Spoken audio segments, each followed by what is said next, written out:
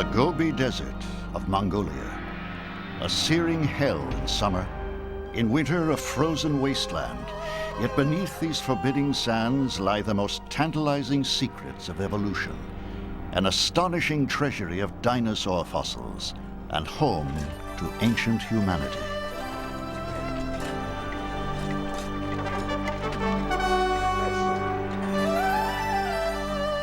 Its secrets revealed 75 years ago through the vision and courage of one man, Roy Chapman Andrews. To the Mongolians, he was a dragon hunter. To the rest of the world, he was the fearless American explorer who dared to unearth the secrets of the Gobi Desert.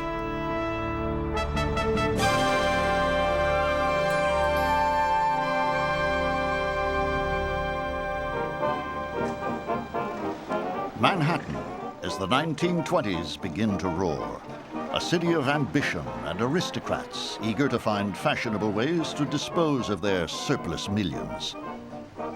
For many, the American Museum of Natural History is a favorite beneficiary.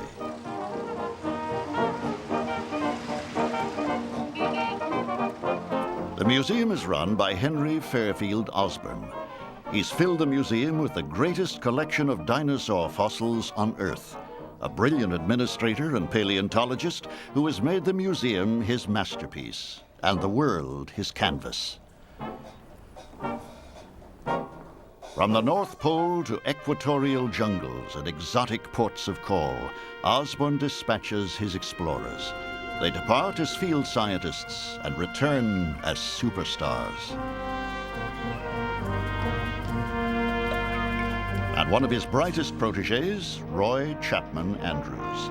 From gray whales to Asiatic tigers, Andrews has crusaded and collected all around the world on behalf of the great New York Museum.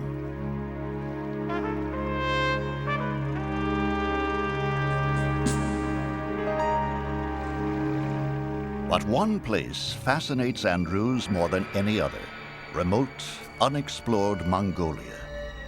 He has glimpsed it during the First World War as a U.S. spy in Asia. He yearns to return to the vast, empty corner of Asia as a scientist.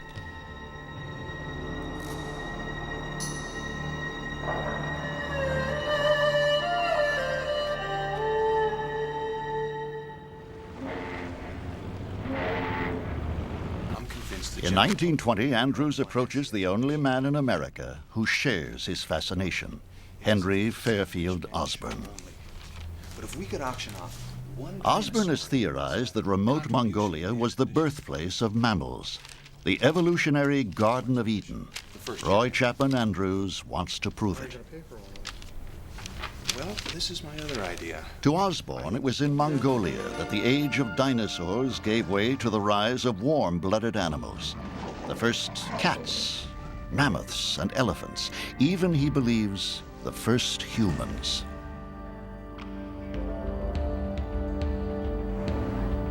From the hostile Gobi Plateau, Osborne believes prehistoric animals migrated west to Europe and Africa, south into Asia, and east across the land bridge to the Americas. To prove it would be to solve one of the greatest mysteries of life on Earth. Osborne is hooked. Andrews will go to Mongolia. The assignment of a lifetime for an explorer who, only 14 years earlier, was an eager young novice from Wisconsin, mopping floors at the American Museum. Andrews' proposal is staggering: a 5-year expedition at a cost of $250,000, a huge sum the museum itself could not possibly afford. But Andrews is no stranger to high society. His wife Yvette is well known, and with Osborne's connections, he is all set. My only chance, I believe, is to make it a society expedition with a big S. New York society follows a leader blindly. If they have the example of someone like Mr. Morgan, for instance, they'll think it's a must for the current season. Banker J.P. Morgan Jr. is the first target. Amazingly, Morgan immediately agrees to donate $50,000, the equivalent today of several million.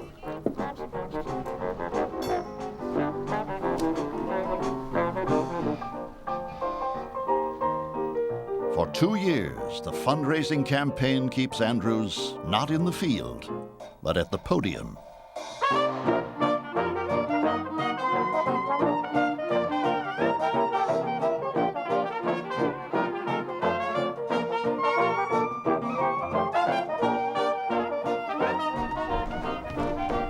No one has attempted to do this the way I plan. They all used camels. They could travel maybe 10, 15 miles a day. I'm suggesting we use the motor car.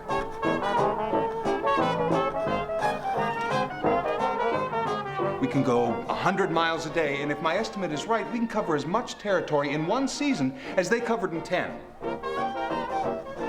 And that's where you can come into play. Sometimes it seemed that I'd give my soul to eat crackers and milk and just go to bed for one evening, instead of dining on caviar, green turtle soup, and roast duck.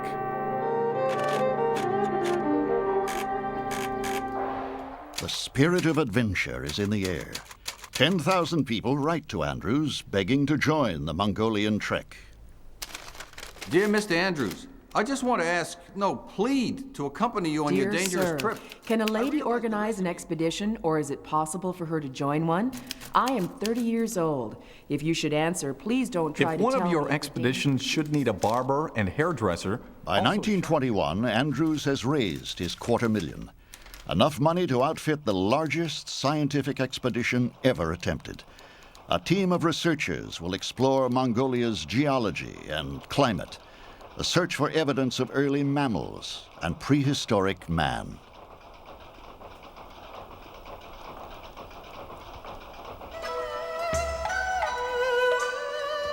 The expedition headquarters will be Peking, now called Beijing. Once China's ancient imperial capital, but now a chaotic city contested by ruthless warlords. Always a man of style, Andrews purchases one of Peking's most elegant residences.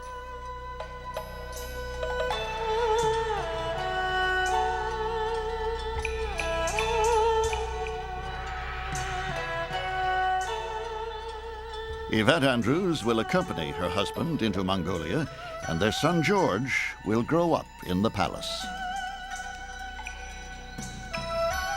It originally had belonged to a Manchu prince, and this Manchu lord, he raided 31 concubines because of his stature. So there were 161 rooms or cubicles in this palace. My father found it an ideal spot to start with. He had to do a lot of work.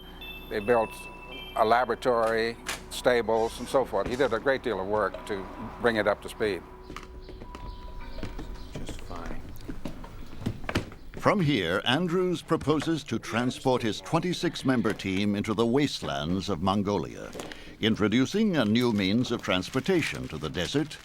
They're going to drive. A fleet of American cars will be used for the expedition, even though Roy Chapman Andrews has no idea whether any automobile will be able to survive a single season in the Gobi. In the far west of the Gobi, there are mountains and rivers, sand and rocks, but there are no garages just around the corner. In fact, there are no corners. Oh yeah, that's a good one. 2,000 gallons of gasoline and oil will have to be brought in by camel and deposited at strategic locations along the route.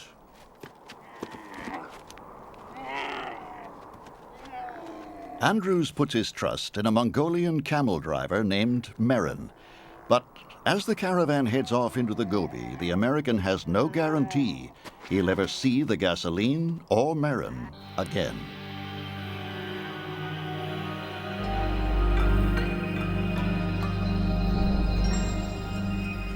In April 1922, the team assembles. Geology, zoology, map-making, and paleontology, all under the scientific leadership of Walter Granger. He was number 2 in the expedition, the chief paleontologist and the scientific head, essentially, of the expedition.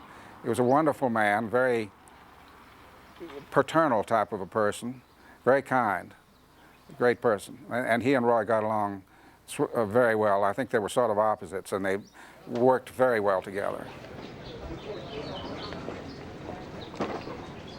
Andrews hires a Hollywood movie maker named J.B. Shackelford to record every step of the expedition. Andrews loves fossils, but he also loves publicity.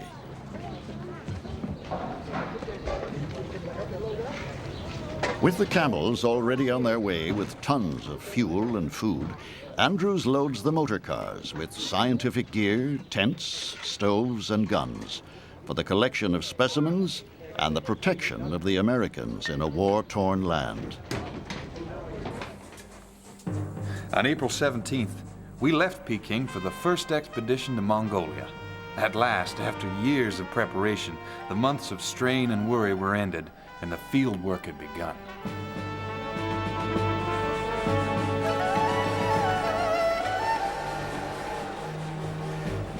At first, the vehicles travel by train from Peking to the edge of the Mongolian plateau.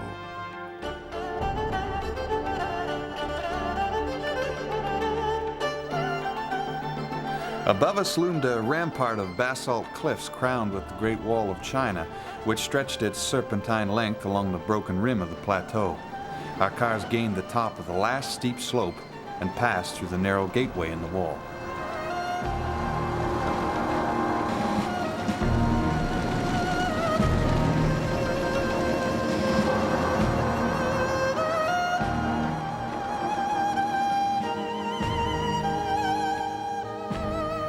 Before us lay a land of painted deserts dancing in mirage. Mongolia, a land of mystery, of paradox, and promise. An impetuous American explorer is bringing 20th century technology to a medieval country, lured by the great scientific challenge that has brought Roy Chapman Andrews to the ends of the earth.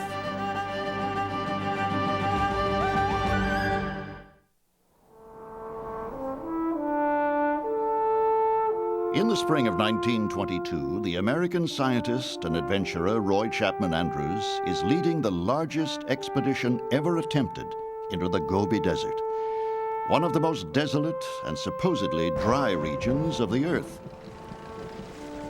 But the very first day in Mongolia brings a sea of impassable mud. All first days are hell. I wish we could avoid them and begin in the second. Every man in the party was soaked to the skin, covered with mud and shivering with cold. And nevertheless, there was not a murmur. Everyone joked about the fact that our first experience at the edge of the Gobi Desert should be one of mud and rain.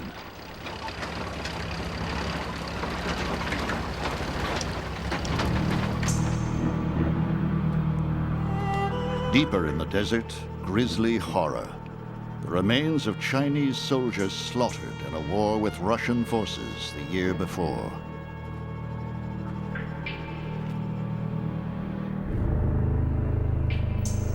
Their sheepskin coats and trousers were still filled with the bones of their skeletons, some of which had been picked clean by the wolves and ravens. The bones are a reminder of the savage contest that is being waged for this barren country. And Roy Chapman Andrews and his team are driving right into the heart of it. This is a Colt 38 police special, which my father wore throughout his expeditions. He didn't just use it as decoration, it was there as self-protection. This particular one has 3 notches on it. And 1, 2, 3 here. And I'm not sure exactly the occasion, but the 3 culprits were 3 bandits who were getting in his way at some point and trying to stop the car from, in fact, they were shooting at him, so he shot back and he nailed 3 of them. He was a very, very good shot.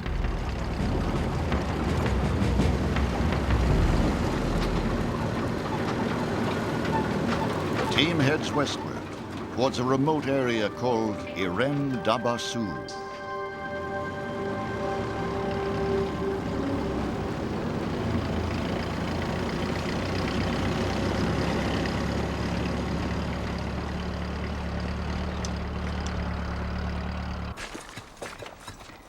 On the way, Granger spots a promising site for fossils.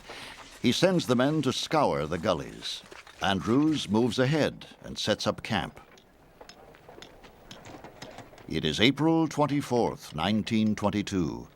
A day Andrews will never forget. The geologist's car rolled into camp. Walter Granger's eyes were shining. He produced a handful of bone fragments, and out of his shirt came a titanothere tooth. Look at this. Walter stuck out his hand. Well, Roy, we've done it. The stuff is here. We picked up 50 pounds of bone in an hour. Granger has found the tooth of an extinct mammal called a titanothere, previously found only in North America. Similar to a modern rhinoceros, but 8 feet tall at the shoulder. Morning, Walter. The next day, Walter Granger makes an even more astonishing discovery. Granger was hard at work exposing the tibia of a large dinosaur, a great bone, beautifully preserved, outlined in the rock. There could be no doubt about it this time. The titanothere, a 38-million-year-old mammal, and, a total surprise, the first dinosaur ever found by scientists in Mongolia. With the titanothere teeth and the dinosaur leg bone, it was the first indication that the theory might be true, that Asia is the mother of life.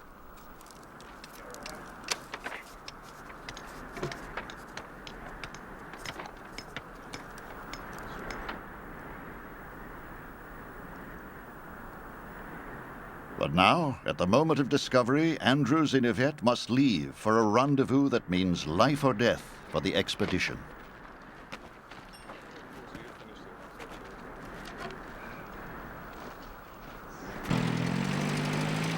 Northward to meet with Marin and the camel caravan, and desperately needed fuel and supplies. It's been 5 weeks since the caravan left. This is Andrews' test as leader and organizer. The confidence the men place in my judgment and my ability to bring them back safely makes me realize more and more what a responsibility I have. Exactly on schedule, the caravan arrives. For the expedition leader, it's a moment of supreme satisfaction. The whole caravan came into view, with the leader bearing the American flag. Majestically, they wound up the valley. It was an inspiring sight, and my blood thrilled. This made me realize, as I had never done before, that the expedition was an accomplished fact. It was one of the great moments of my life.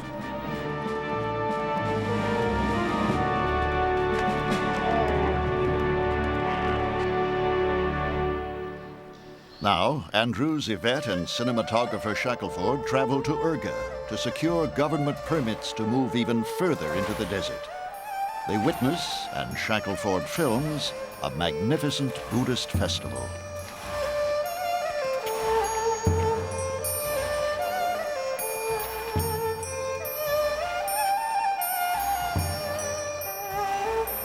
Then, a painful separation. From New York, the museum president has ordered Andrews not to take Yvette any deeper into Mongolia's war-torn isolation. My dear Mr. Andrews, you will take considerable risk. Mrs. Andrews must be prepared to have you leave her behind on some of your dangerous trips. Believe me, Henry Fairfield Osborne.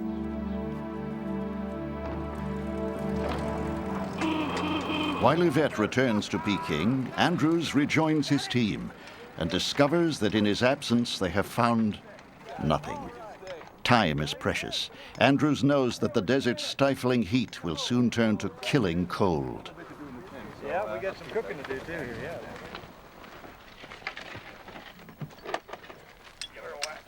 At a lake near Sagan Nor, there is momentary relief from the bleakness. Game is abundant. The men happy and confident. Even the cars are performing perfectly.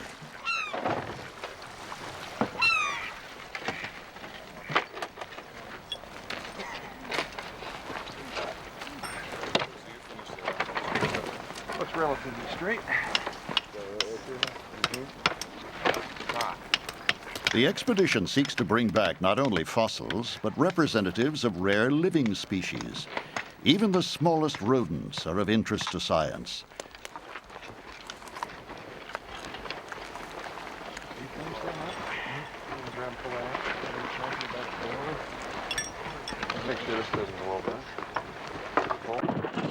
The desert teems with wild ass, antelope, and a little hedgehog that becomes Shackelford's favorite pet. Living mammals abound, but it has been weeks since any large fossils have been found. With winter approaching, Andrews fears that his expedition may turn into an extremely expensive bust.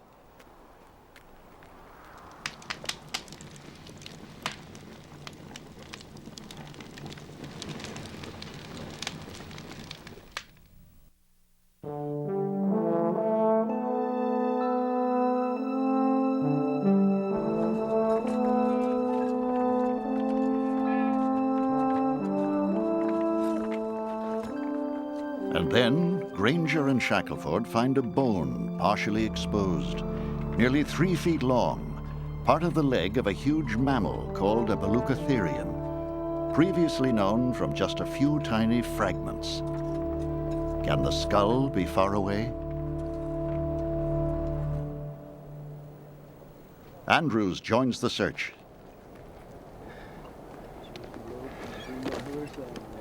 James! Wang! With a yell, I leaped down the steep slope. I saw a fragment of bone peeping out of the sand. When Shackelford and Wang arrived, I was on my knees, scratching like a terrier. We had discovered the skull of a Baluchotherium. Let's take it back to the truck.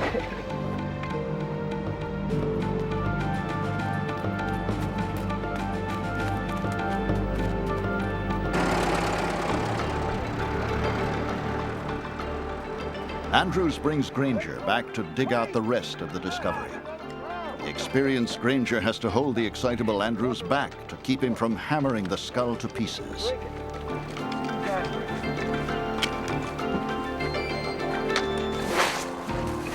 This is the world's first real look at the largest mammal that ever walked the earth. 26 feet tall, a rhino 10 feet taller than a giraffe. It weighed 33 tons, 4 times as much as a modern elephant. A spectacular find. A ghost from 32 million years ago.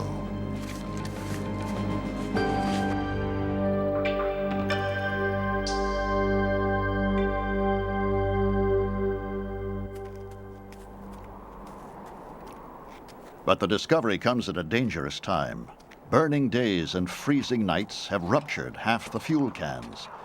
On August 30th, Andrews declares the first season over and orders a return to Peking.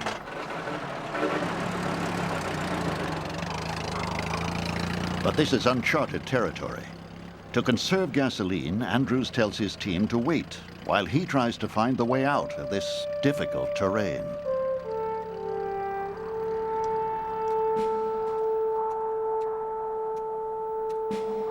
Killing time, movie maker Shackelford hikes a half-mile to a basin lined with colorful cliffs.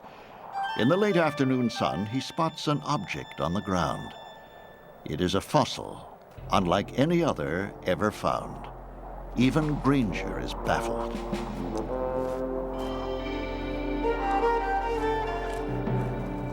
Deep in the Mongolian wilderness, this fiery hillside is about to surrender the secret it has held for 75 million years.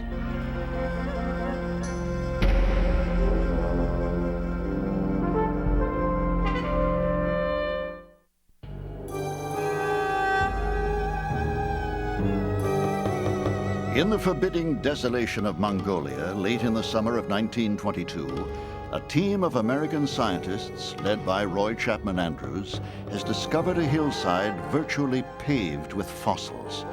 But with winter closing in, Andrews allows his men only 1 day to explore this treasure trove. In the late afternoon sun, the brilliant red sandstones seemed to shoot out tongues of fire, and so we named the spot the Flaming Cliffs.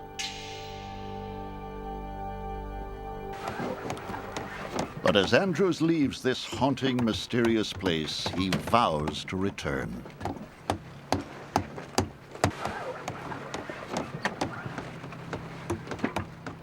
We had gone with stout hearts and courage, but all of us knew that it was a colossal gamble. Everything was staked on the turn of a card. But we had won.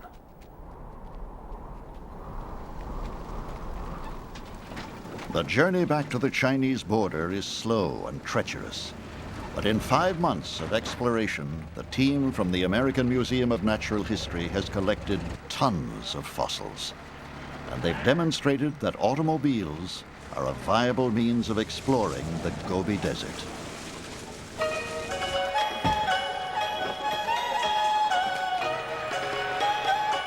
At the Manchu Palace, that is their headquarters, Andrews and paleontologist Walter Granger catalog the astonishing fruits of their first season in the field.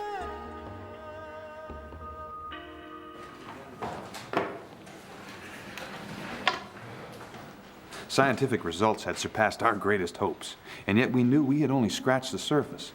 We had obtained complete skeletons of dinosaurs, parts of 50-foot dinosaurs, skulls of rhinoceroses, and hundreds of specimens.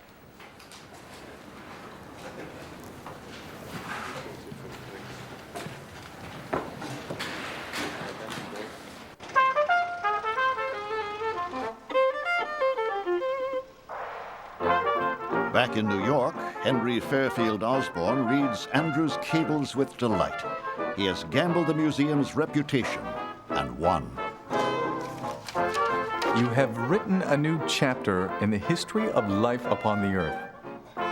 Andrews pleads to be joined by the museum's entire paleontology department. President Osborne cautiously promises 3 more men.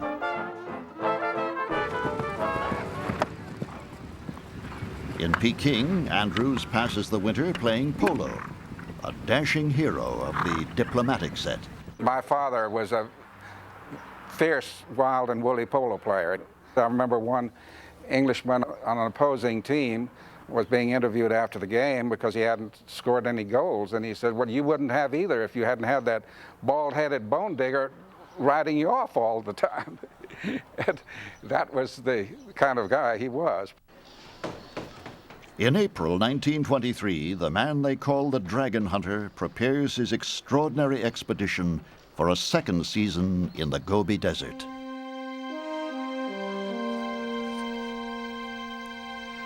After 550 miles of hard driving, they reach one of the more fertile fossil grounds from the previous season.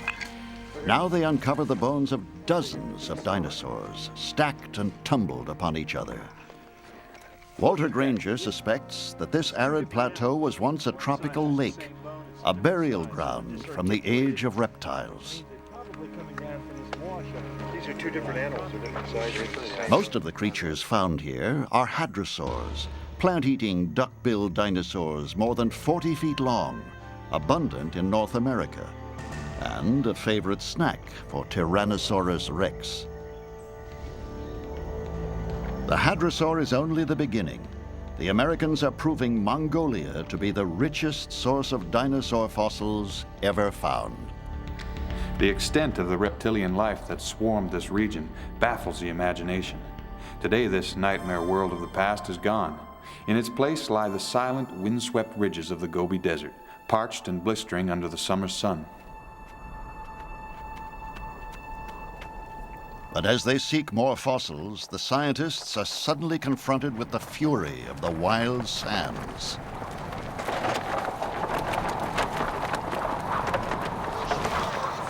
The air was vibrating with a continuous, even roar, growing louder every second. Suddenly, I understood. A terrible desert storm was on the way. Yellow wind devils eddied up and swirled across the plain.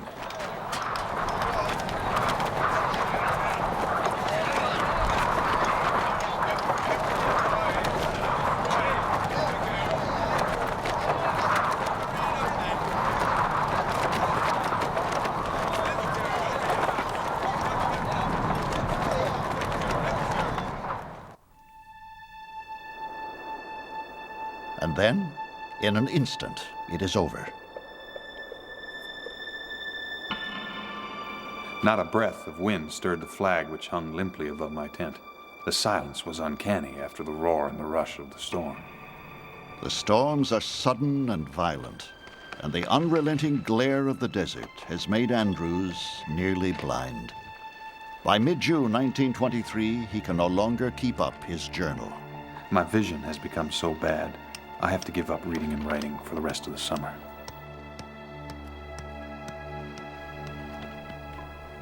And the most important task lies 400 miles ahead, at the Flaming Cliffs.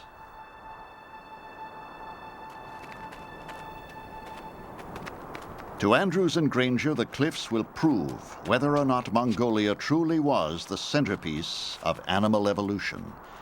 The entire team will comb the jagged hillsides, not for just a day this time, but for a full month. Within hours, everyone has found a fossil of value, even Andrews with his ravaged eyesight. While walking in the bottom of the ravine, I saw a pipe lying beside a rock. It was one that Granger had lost the year before, and strangely enough, it had dropped within a few inches of the skull and jaws of a protoceratops.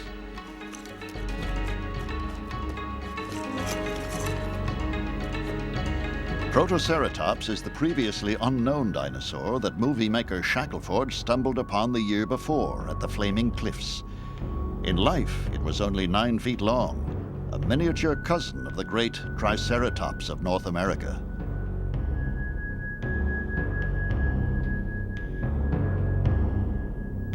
At 75 million years old, Protoceratops is yet another addition to the growing Gobi treasure chest.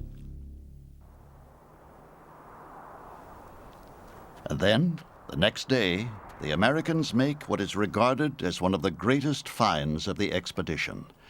A clutch of what the fascinated explorers believe must be fossilized dinosaur eggs. We could hardly believe our eyes, but even though we tried to account for them in every way possible, there was no doubt that they were really eggs. That they must be those of a dinosaur, we felt certain. They are the first whole dinosaur eggs that any scientist has ever seen. Confirmation that dinosaurs actually were egg-laying creatures.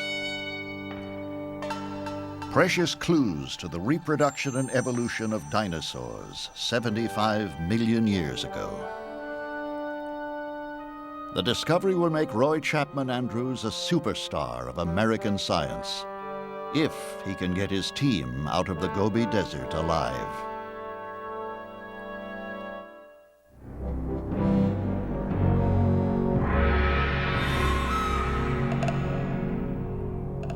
August 1923. Camel driver Merrin battles the searing heat of the Gobi Desert, trying desperately to reach the American expedition with food and fuel.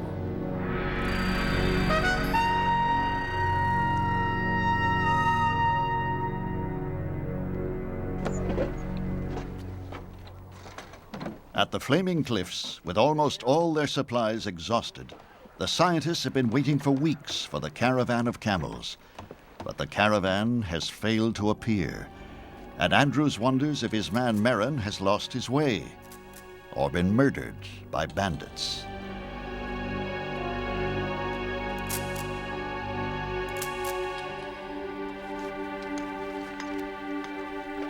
Andrews and his men have found so many fossils that they run out of packing materials. When there's no more plaster, they use baking flour. And cloth is in short supply, too.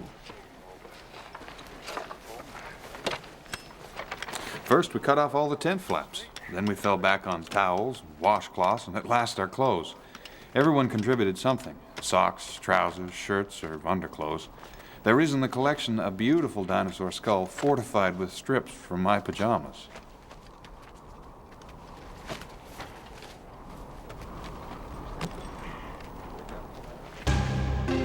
Finally, Merrin and the camels stagger into camp. Half the animals have died from starvation and exhaustion. But the survivors, shedding their coats after their long, harsh trek, provide an abundance of perfect packing material.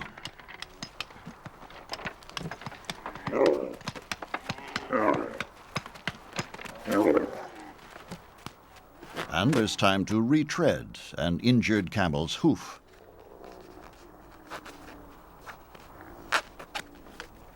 The camels are finally sent off, carrying 200 boxes of fossils.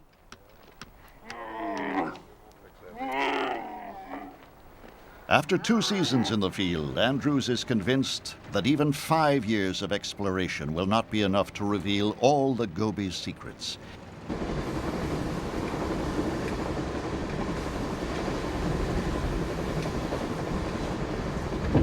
He decides to return to New York to solicit more money and to bask in the adoration of the rich and famous as the greatest dragon hunter of them all.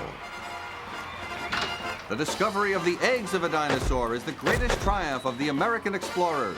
An extraordinary find, the very first of its kind in science.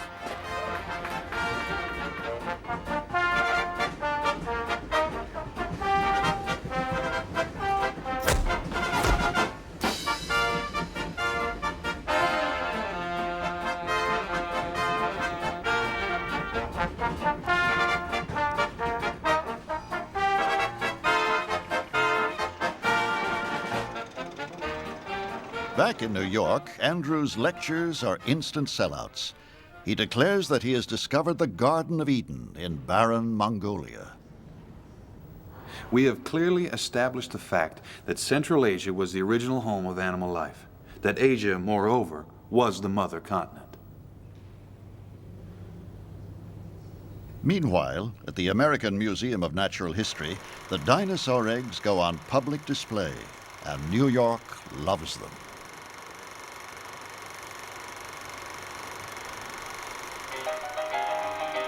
All of America is in the throes of dinomania, a passion for the prehistoric that grips everything from science to science fiction.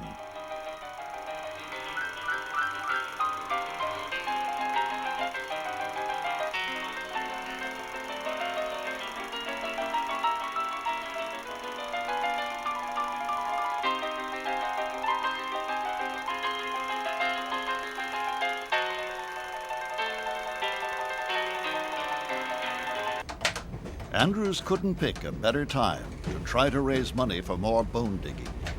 He travels the country giving 125 lectures in 4 months. He was very, very good at raising money. Back in those days, this was the early 20s, mind you, they raised hundreds of thousands of dollars, which would be equivalent to many millions today. And he did it because he knew high-placed people. Andrews goes to museum president Henry Fairfield Osborne with an audacious scheme. I'm convinced the general public would help finance the expedition. Now, if we could auction off 1 dinosaur egg as a contribution to the expedition's funds, it'd be a great publicity stunt. As always, Andrews is right.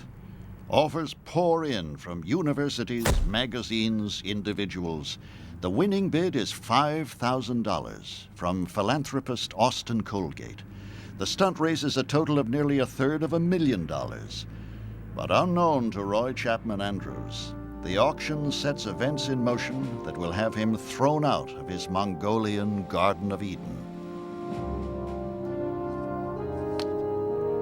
Meanwhile, Henry Fairfield Osborne has decided to put even more pressure on his star explorer. Andrews' first priority will now be to find bones of ancient humans. Again, serious science strikes a popular nerve. In the 1920s, talk of the so-called missing link between ancient apes and humans is the stuff of academic inquiry and Hollywood fantasy.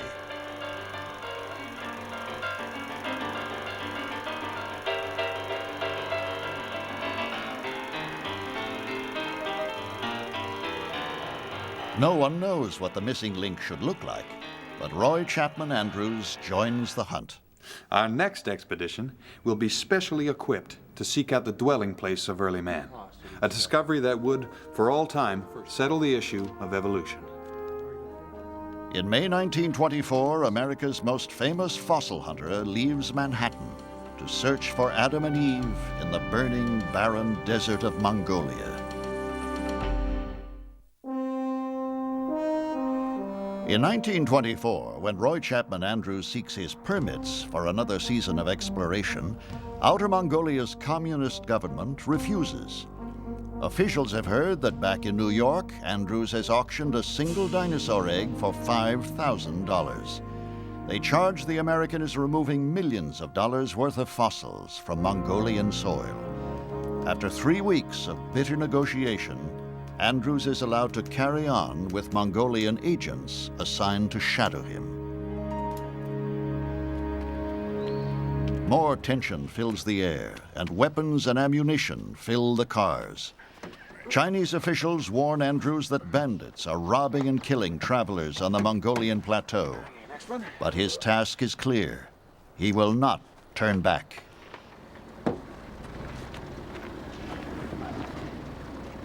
More than ever, when he says farewell to his wife Yvette, Andrews fears he may never see her again.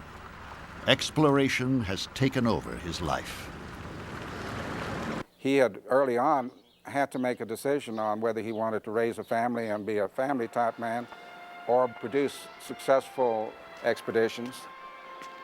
My father and mother being away and separated so much inevitably led to the marriage cooling off and dissolving. I'm sure my mother was very lonesome.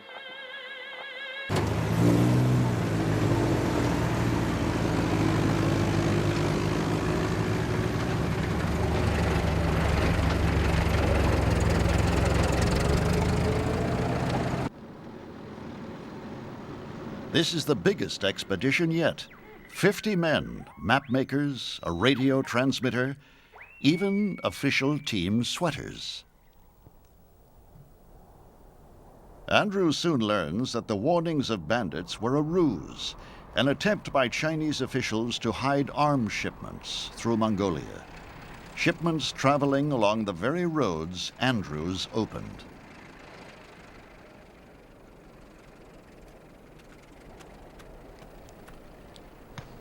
May 1925 finds the team back at the Flaming Cliffs, 2 years since their last visit. But this time, above all, they are looking for evidence of man, and they find it. How's it look, Roy? That's great.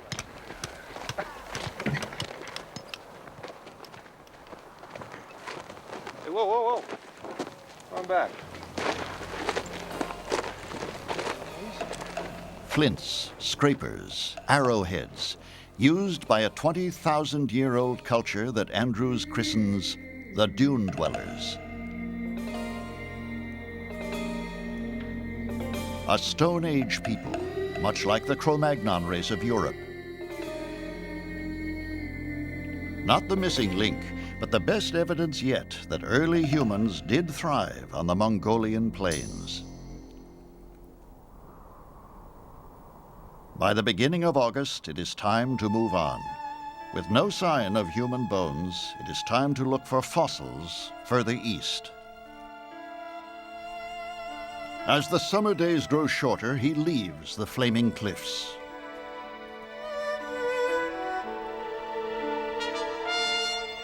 On August 2nd, we left, with great regret. This single spot had given us more than we dared to hope from the entire Gobi Desert. The first dinosaur eggs known to man, 100 skulls and skeletons of new dinosaurs, and the Dune Dwellers. I suppose that I shall never see the cliffs again. Just a few days later, the Mongolian government threatens to throw the expedition out of the country. It accuses Andrews of stealing national treasures and of harboring American spies.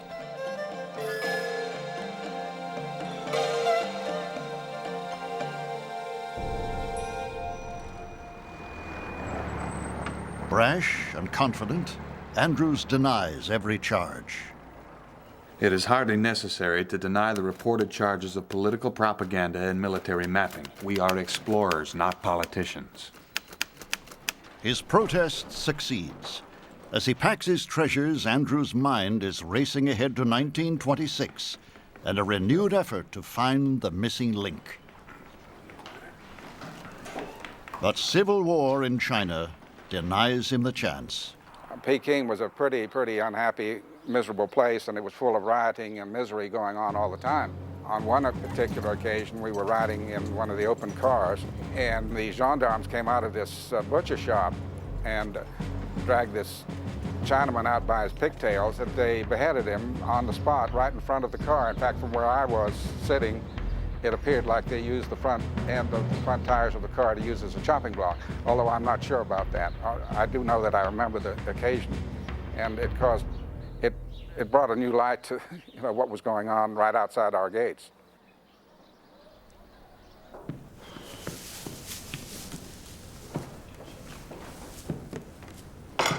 Andrews sends his team back to New York. He will remain in Peking to protect his elegant headquarters from marauding invaders. April 30th, 1926. Dear Professor Osborne, North China is in complete chaos. I have never known conditions to be anywhere near as bad. A year later, they're even worse. July 7, 1927. Dear Professor, I have all our valuables packed. If looting occurs, I will remain here and protect the house. While Andrews yearns to return to the field, a great riddle is being solved without him. Just outside Peking, 25 miles from his headquarters, other scientists find the teeth and then the skull of a truly ancient human, Peking Man.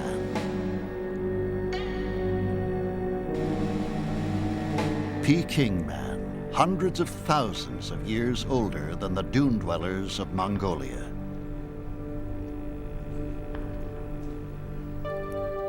Peking Man is 800,000 years old. In the mid-1920s, clearly an ancient ancestor of the human species. The fossil seems to prove the Osborne theory. Asia has yielded dinosaurs, giant mammals, and now man. The discovery of Peking Man inspires Andrews. In 1928 and 30, he can finally return to the Gobi to search for more ancient fossils. He finds mastodons, dinosaurs, more dinosaur eggs, but no human fossils.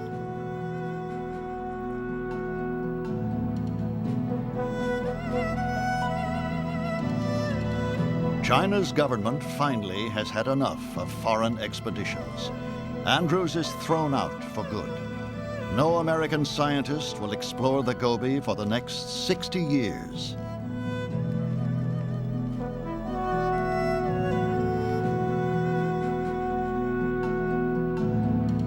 Through courage and commitment, Roy Chapman Andrews fulfilled his dream.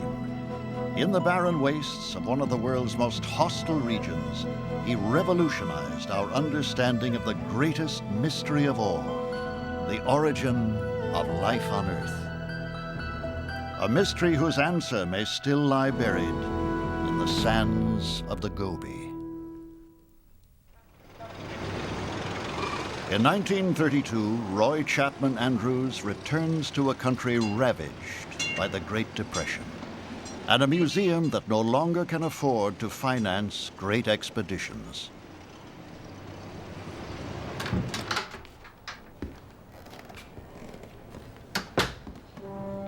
His mentor and patron, Henry Fairfield Osborne, retires. Roy Chapman Andrews takes over as head of America's finest natural history museum. The era of adventure is over. But Andrews knows he's opened the world's richest fossil field for others to explore. Today we know that no single place on Earth was the true Garden of Eden. Early humans came to Asia from Africa. Dinosaurs and mammals evolved on several continents. But the legacy of the great Gobi expeditions of the 1920s is enormous. Remote Mongolia is now famous as the world's richest treasury of fossils.